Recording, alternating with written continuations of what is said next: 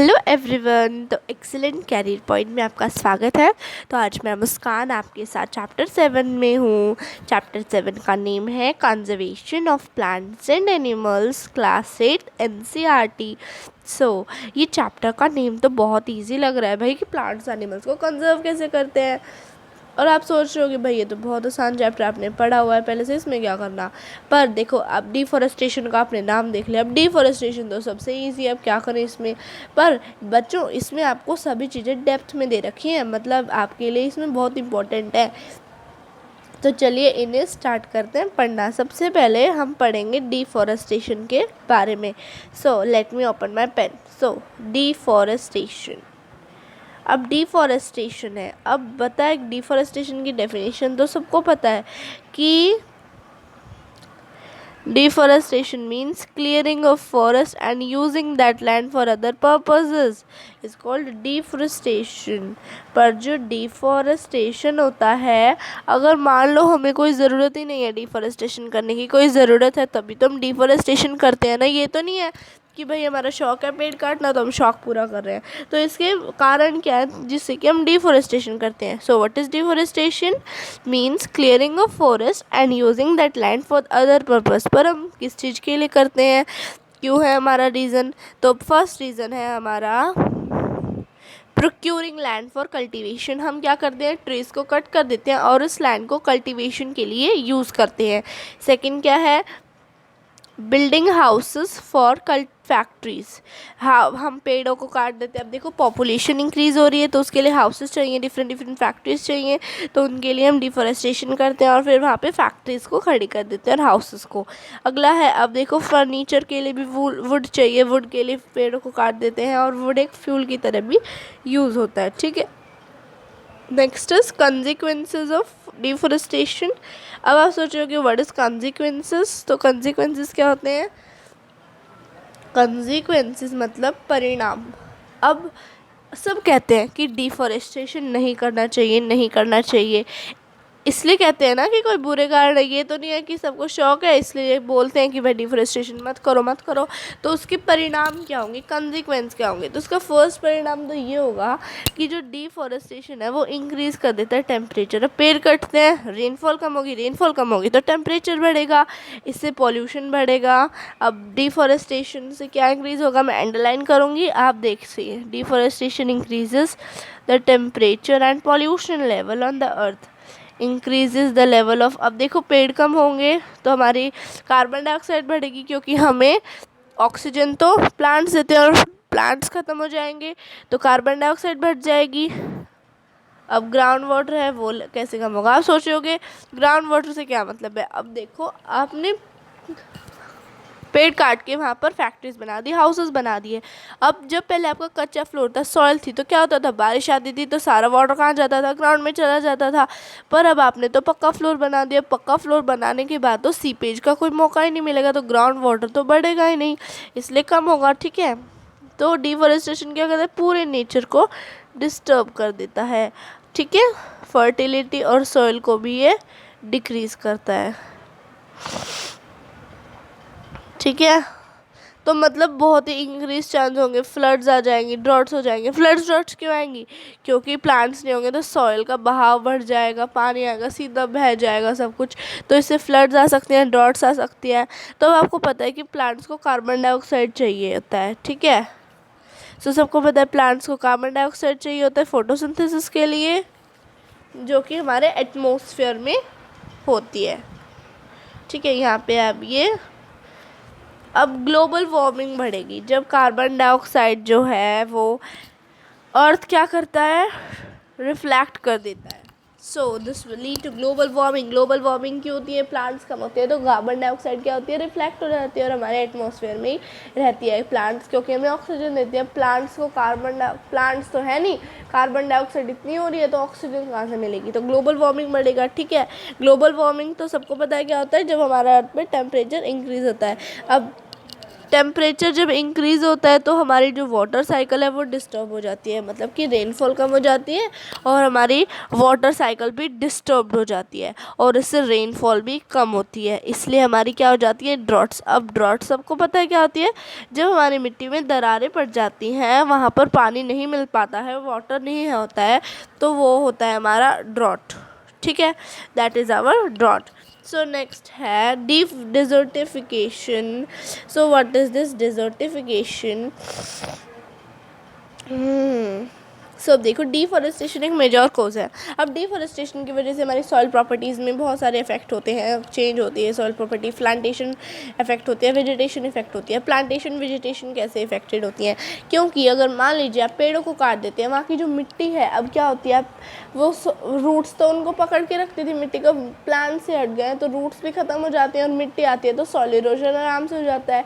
अब जब soil erosion होता है तो आप सबको पता है टॉप लेयर सबसे ज़्यादा फर्टाइल होती है, जो कि आपने 7th क्लास में पढ़ा है। टॉप लेयर तो खुद ही हट जाएगी तो क्या बचा, नीचे का इनफर्टाइल लैंड बच गई, अनुपजाऊ अच्छी लैंड नहीं बची है, तो अब क्या होगा, वो होगा डिजर्टिफिकेशन। मतलब देखो ये लिखा, fewer trees result in more soil erosion removal. देखिए डिजर्टिफिकेशन है, removal of the top layer of the soil exposes the lower hard rocky layers. Top layer हट जाती है तो क्या होता है, लोअर हार्ड और रॉकी लेयर्स आ जाती है। अब ये जो सॉइल होती है ना नीचे वाली, वो लेस ह्यूमस में होती है, लेस फर्टाइल होती है, तो वो हो जाता है हमारा डेजर्टिफिकेशन। मतलब फर्टाइल लैंड जो है डेजर्ट्स में बन जाता है, दैट इज डिजर्टिफिकेशन। तो हमने डिफॉरेस्टेशन कर लिया, कॉन्सिक्वेंसेस कर लिए, कॉजेज़ कर लिए, ड्रॉट्स कर लिया, डेजर्टिफिकेशन कर लिया। तो हम आगे का पढ़ते हैं। So let's begin with the next topic, conservation of forests and wild life. Forest और वाइल्ड लाइफ को कंजर्व कैसे करते हैं?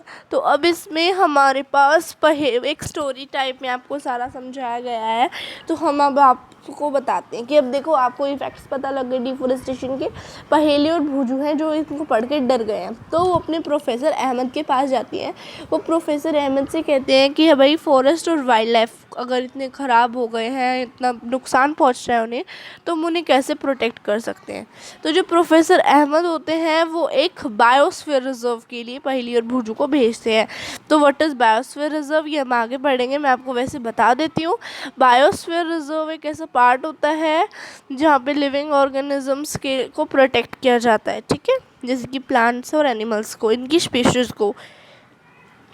तो वो पचमरी बायोस्फीयर रिजर्व जाते हैं। अब जो प्लांट्स और एनिमल्स हैं यहाँ पे हर तरीके हैं, मतलब जो हिमालयन पीक्स पे हैं, लोअर वेस्टर्न घाट्स में, मतलब हर तरीके प्लांट्स और एनिमल्स वहाँ पर पाए जाते हैं। अब प्रोफेसर अहमद है वो क्या कहते हैं कि बायोडाइवर्सिटी यहाँ की बहुत यूनिक है। बायोडाइवर्सिटी मतलब प्लांट्स, एनिमल्स और माइक्रो ऑर्गेनिज्म जो एक दूसरे पे डिपेंडेंट होते हैं, ठीक है। अब वो माधव जी क्या है, एक फॉरेस्ट एम्प्लॉय है। माधव जी बोलते हैं, माधव जी को वो प्रोफेसर अहमद माधव जी से रिक्वेस्ट करते हैं कि चिल्ड्रन को गाइड कीजिए बायोस्फीयर रिजर्व में। तो जो माधव जी होते हैं उन्होंने बहुत सारे एरियाज़ के बारे में वो बताते हैं कि बायोलॉजिकल इम्पोर्टेंस क्या होती है। अब जो माधव जी हैं वो चिल्ड्रन को एक्सप्लेन करते हैं कि पर्सनल एफर्ट से ज़्यादा हमारी गवर्नमेंट और सोसाइटी भी एफर्ट करती है। मतलब जैसे हम प्रोटेक्ट करने की कोशिश करें वैसे ही गवर्नमेंट भी कोशिश करती है। अब जो गवर्नमेंट एजेंसीज़ हैं ना, उन्होंने फॉरेस्ट और एनिमल्स को टेक केयर करने के लिए रूल्स, मेथड्स, पॉलिसीज़ बनाए गए हैं। जैसे कि अगर हम इंडिया में अगर हम पिकॉक्स को, ऑर्चिड्स को, इंडियन ग्रेट बस्टर्ड्स को, लॉयंस को या फिर टाइगर्स को मारते हैं तो यह है इलीगल, ये क्या है, जुर्म है, कानून के खिलाफ है। तो वाइल्ड लाइफ सेंचुरीज़ हैं, नेशनल पार्क्स हैं, बायोस्फीयर रिजर्व्स किसने बनाए हैं, गवर्नमेंट ने बनाए हैं, एनिमल्स प्लांट्स को प्रोटेक्ट करने के लिए, ठीक है। यहाँ पर आगे है, अब आपने पढ़ा था बायोस्फीयर रिजर्व के बारे में, मैंने आपको बोला था ये टॉपिक आपका आगे आएगा तो मैं आपको आगे बताऊंगी। तो यही आपका topic biosphere reserve. So what is this biosphere reserve? हम इसमें स्टोरी की टाइप में ही है सारा। अब चिल्ड्रन माधव जी की बात हो रही है सभी। अब देखो चिल्ड्रन और प्रोफेसर अहमद माधव जी के साथ बायोस्फीयर रिजर्व के अंदर जाते हैं। अब जो माधव जी हैं वो बताते हैं कि बायोस्फीयर रिजर्व्स, माधव जी क्या करते हैं, Madhav ji explains that biosphere reserves are the area meant for conservation of biodiversity, ठीक है, बायोडाइवर्सिटी को जो कंजर्व करते हैं। अब आपको पता है कि बायोडाइवर्सिटी क्या है, biodiversity is the variety of plants animals micro organism generally found in an area, ठीक है, जो वहाँ पे प्लांट्स एनिमल्स माइक्रो ऑर्गेनिजम्स उस एरिया में मिलते हैं। अब जो बायोस्फीयर रिजर्व्स है वो बायोडाइवर्सिटी और इस एरिया के कल्चर को प्रोटेक्ट करते हैं। जो बायोस्फीयर रिजर्व है उसके अंदर बहुत सारे अदर प्रोटेक्टेड एरियाज होते हैं। बायोस्फीयर रिजर्व्स के अंदर क्या क्या होते हैं? अब जो बायोस्फीयर रिजर्व होते हैं उसके अंदर पचमढ़ी, जो बायोस्फीयर रिजर्व में गए थे ना वो पचमढ़ी बायोस्फीयर रिजर्व में, तो पचमढ़ी बायोस्फीयर रिजर्व के अंदर 2 नेशनल पार्क्स हैं। एक तो नेशनल पार्क है जो कि जिसका नाम क्या है, सतपुरा नेशनल पार्क, और दो वाइल्ड लाइफ सेंचुरी हैं जिनका नाम है बोरी and Pachmarhi. Pachmarhi biosphere reserve के अंदर एक नेशनल पार्क है सतपुरा और 2 वाइल्ड लाइफ सेंचुरी हैं बोरी एंड पचमढ़ी, ठीक है। सो ये आपको मैप दे रखा है पचमढ़ी बायोस्फीयर रिजर्व का, ठीक है। यहाँ पे तवा रिजर्व, बहुत सारी बोरी सेंचुरी, सतपुरा नेशनल पार्क है, पचमढ़ी सेंचुरी है, पचमढ़ी है, बहुत सारी चीज़ें हैं, आप मैप को देख सकते हैं। Next is flora and fauna. 4th to 5th class से आप पढ़ते आ रहे हो फ्लोरा एंड फौना। पर अब ये फ्लोरा एंड फौना क्या होता है? What is this flora and fauna? अब आपको पता है कि भाई फ्लोरा एंड फौना को आप बोलते थे जैसे फ्लावर्स, फ्रूट्स, ये सब चीज़ें, पर अब हम इनको अच्छे से पढ़ते हैं कि एक्चुअली होते क्या है। अब जो चिल्ड्रन है ना वो बायोस्फीयर रिजर्व के अंदर जाते हैं और मतलब बहुत सारी ग्रीन वेल्थ को देखकर वो बहुत ही खुश हो जाते हैं, तारीफ़ करते हैं। अब वो बहुत ही हैप्पी होते हैं, वहाँ पे उनको टॉल टीक ट्रीज दिखते हैं, एनिमल्स देखते हैं अंदर के। सडनली पहेली को क्या मिलता है? एक रैबिट मिलता है, वो उसको कैच करने के लिए जाती है तो रन करती है, तो प्रोफेसर अहमद उसे स्टॉप कर देते हैं। वो बताते हैं कि एनिमल्स अपने हैबिटेट में ही कंफर्टेबल होते हैं, हमें उनको डिस्टर्ब नहीं करना चाहिए। अब जो माधव जी है वो एक्सप्लेन करते हैं कि भाई जो एनिमल्स और प्लांट्स एक ही एरिया में पाए जाते हैं, पर्टिकुलर एरिया में होते हैं, तो उन्हें बोलते हैं फ्लोरा एंड फौना। सो मैं इसकी डेफिनेशन आपको बताती हूँ। सो what is flora? Plants found in an particular what? Particular area is called flora। मतलब कि जो कुछ प्लांट स्पीसीज जो कि पर्टिकुलर प्लेस पे मिलते हैं, वहीं मिलते हैं, पर्टिकुलर जगह होती है उनकी कि भाई वो यहीं मिलेंगे, तो वो पर्टिकुलर प्लेस पे जब हमें फ्लावर्स मिलते हैं तो वो होते हैं फ्लोरा, और जो एनिमल स्पीसीज पर्टिकुलर प्लेस पे मिलते हैं वो होते हैं फौना, ठीक है। इसकी मैं आपको एक प्रॉपर डेफिनेशन बताती हूँ और आप 1 मिनट वेट करें।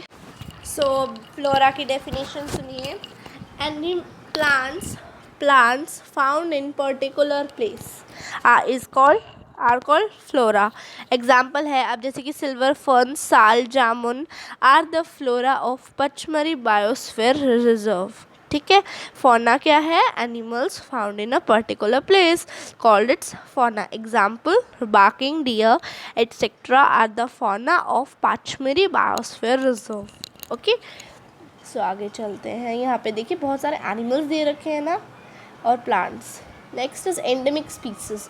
What are these endemic species? अब देखो जो चिल्ड्रन है ना वो बहुत ही सरप्राइज होते हैं। एक बिग स्क्विरल उनको दिखती है जिसकी फ्लफी टेल होती है, बहुत बड़ी होती है, नेचुरल जो आप स्क्विरल देखते हो उससे बहुत ही डिफरेंट होती है। तो माधव जी बताते हैं कि वो एक जाइंट स्क्विरल है और इस एरिया की एंडेमिक है। अब व्हाट इज़ दिस एंडेमिक? पहली बार सुन रहे हैं word, what is this endemic? So endemic species वो वाले स्पीशीज़ होते हैं प्लांट्स और एनिमल्स के जो कि सिर्फ एक ही प्लेस पे मिलते हैं। So let's see the definition. मैं आपको अंडरलाइन करके बता देती हूँ। अंडरलाइन तो मैं बुक वाली कर रही हूँ, वैसे मैं बताऊँगी आपको अपनी वाली, ठीक है। सुनिए अब। Species found only in a particular habitat. Endemic species वो स्पीसीज होते हैं जो कि एक पर्टिकुलर हैबिटेट में ही पाए जाते हैं, दैट एंडेमिक स्पीसीज। अब एग्जांपल क्या है? मतलब एक ही प्लेस पे मिलेंगे, वो और कहीं नहीं मिलते हैं, उसी प्लेस पे मिलते हैं। एग्जांपल क्या है? जाइंट स्क्विरल है या फिर वाइल्ड मैंगोज है, वो पचमढ़ी बायोस्फीयर रिजर्व के एंडेमिक स्पीशीज हैं, ठीक है। अगला क्या है टॉपिक आपका अगला टॉपिक है wild life sanctuary. What is wild life sanctuary.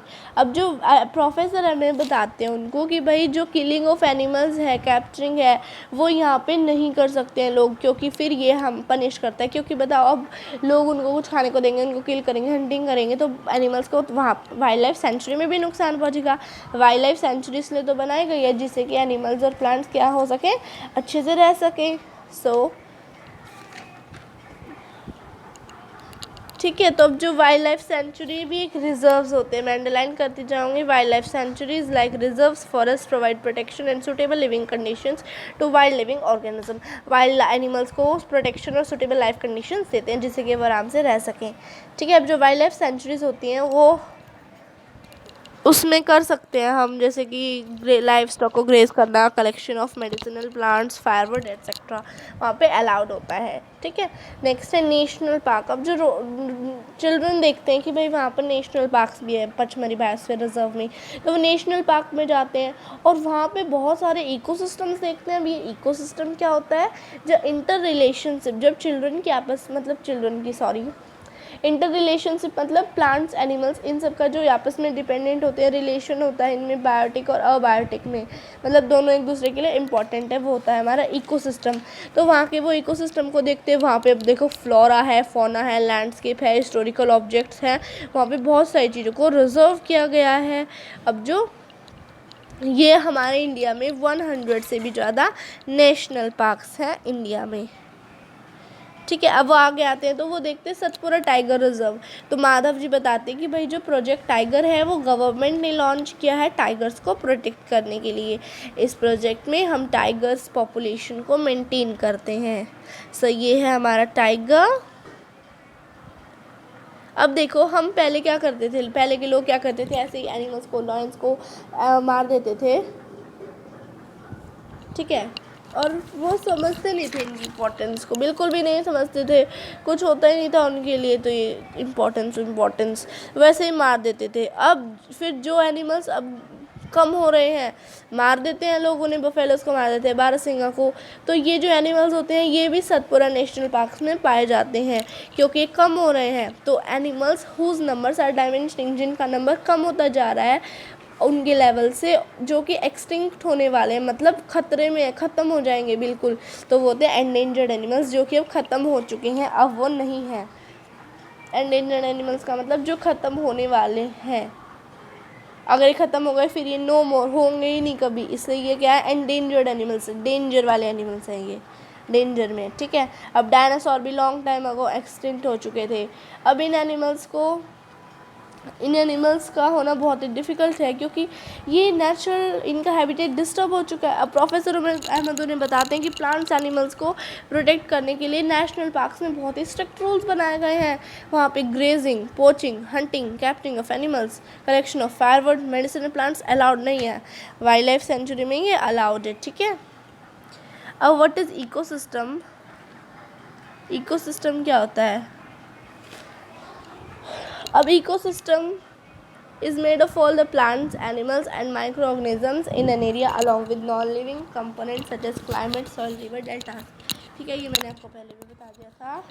अब है red data book. What is this red data book. अब रेड डाटा बुक एक ऐसी बुक होती है जिसके अंदर हम लोग क्या करते हैं, एंडेंजर, एक सोर्स बुक होती है, तो मैं अंडरलाइन करती हूँ, red data book is a source book. एक सोर्स बुक होती है जो क्या करती है, रिकॉर्ड रखती है सारे एंडेंजर्ड एनिमल्स का और प्लांट्स का।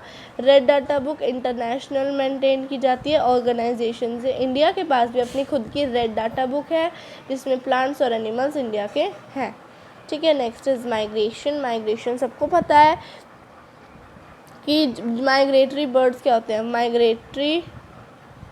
जो माइग्रेशन करते हैं वो होते हैं माइग्रेटरी बर्ड्स। तो माइग्रेटरी बर्ड्स क्या करते हैं, मैं एक एग्जांपल देती हूँ। मान लीजिए बर्ड्स जो होते हैं माइग्रेटरी बर्ड्स, एक वहाँ पर रहता है अंटार्कटिका में एक बर्ड रहता है।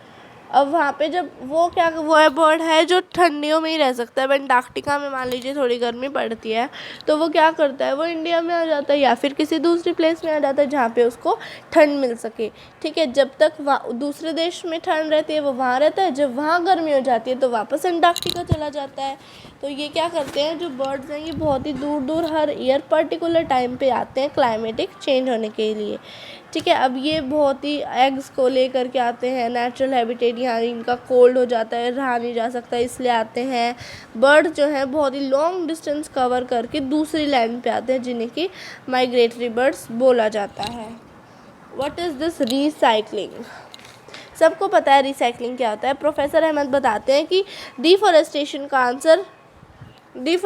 का दूसरा कॉज है पेपर्स भी है। अब देखो हमें पता है कि अब मैं आपको बताती हूँ, अगर आप 1 टन ऑफ पेपर के लिए हमें चाहिए 17 फुल ग्रोन ट्रीज, मतलब 17 पूरे अच्छे खासे बने हुए। तब अब व्हाट इज़ 1 टन?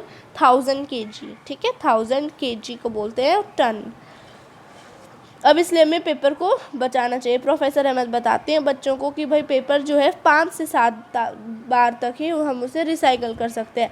अगर हर स्टूडेंट कम से कम एक शीट एक दिन में बचाए तो हम बहुत सारे ट्रीज़ को बचा सकते हैं। एक ईयर में हम ट्रीज़ को बचा सकते हैं। अब जो ट्रीज़ है, अब हम सेव कर सकते हैं, रीयूज़ कर सकते हैं, पेपर को रिसाइकल भी कर सकते हैं। पर इसी से हम करने से, हम पेपर को सेव करने से सिर्फ ट्रीज़ को सेव नहीं करते, बल्कि हम एनर्जी को भी सेव करते हैं और वाटर को भी सेव करते हैं, जो कि पेपर मैन्युफैक्चरिंग के लिए यूज़ होता है। इसलिए हार्मफुल केमिकल्स हैं पेपर में जो बनते हैं, वो भी हमारे कम हो सकते हैं। तो रिसाइकलिंग ऑफ पेपर ये हो गया। अब रिफॉरेस्टेशन, प्रोफेसर अहमद बोलते हैं कि भाई डिफॉरेस्टेशन का आंसर है reforestation. So what is this reforestation? Reforestation मतलब deforestation is restocking of the destroyed forest. जब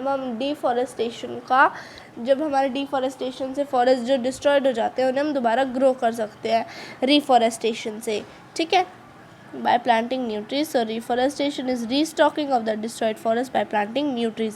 अब जो planted trees हैं वो जनरली सेम स्पीशीज़ के होने चाहिए जो वहाँ पर पहले थे। हमें एटलीस्ट, अगर हम पेड़ कट कर रहे हैं, हमारे कॉजेज़ हैं पेड़ करने के लिए, तो हम पेड़ काट रहे हैं तो साथ साथ हमें पेड़ों को उगाना भी चाहिए, रिफॉरेस्टेशन भी करना चाहिए। ये नहीं है कि पेड़ काट के हम छोड़ दें, ठीक है। अब कुछ पेड़ जो है नेचुरली उग जाते हैं तो खुद नेचुरली हो जाती है, पर अगर डिफॉरेस्ट एरिया है जो हमारा डिफॉरेस्ट कर रखा है, उसको हम अगर अनडिस्टर्ब्ड ऐसे ही छोड़ देते हैं तो वो खुद ही उसको एस्टेब्लिश कर लेता है। फिर भी हमें कुछ नेचुरल रिफॉरेस्टेशन का ह्यूमन बींग्स में कोई रोल नहीं होता, खुद ही प्लांट्स उग जाते हैं, ठीक है।